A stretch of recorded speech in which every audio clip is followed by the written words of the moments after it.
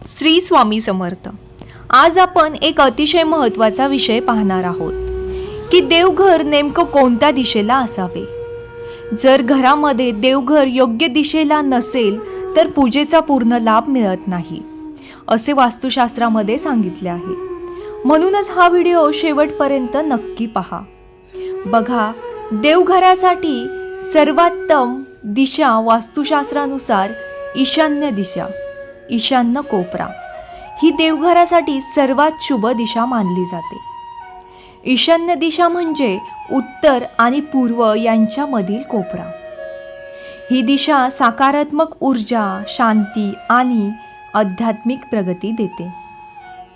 देवघर बसवताना बसण्याची दिशा, पूजा करताना व्यक्तीचे पूर्वेकडे किंवा उत्तर दिशेकडे तोंड करून बसावे। यामुळे मन शांत राहते, ध्यान आणि जपात एकाग्रता वाढते, देवकृपा लवकर प्राप्त होते। बघा, देवांच्या मूर्ती कोणत्या दिशेला असाव्यात। देवांची मूर्ती किंवा फोटो पश्चिम दक्षिण भिंतीला ठेवावेत, म्हणजे पूजा करताना आपले तोंड पूर्व किंवा उत्तर दिशेला येते। देवांच्या मूर्ती थेट जमिनीवर ठेवू नयेत, भिंतीला चिटकून ठेवू नयेत। मूर्तीखाली पाट, चौरंग किंवा ओटा असावा।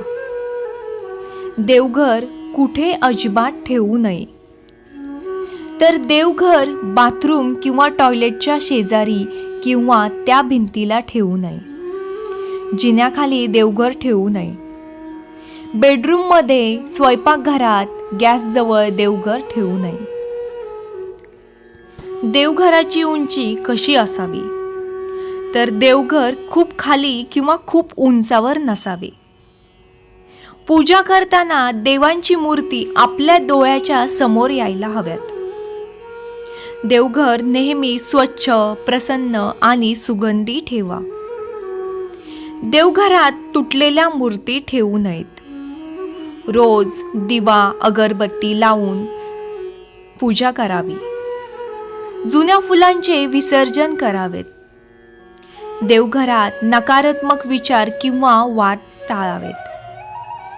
जर देवघर योग्य दिशेला असेल तर आपल्या घरात सुख, शांती, समृद्धी आणि सकारात्मक ऊर्जा नक्कीच वाढते। व्हिडिओ आवडल्यास लाईक करा, शेअर करा, चॅनलला सबस्क्राईब करा। श्री स्वामी समर्थ।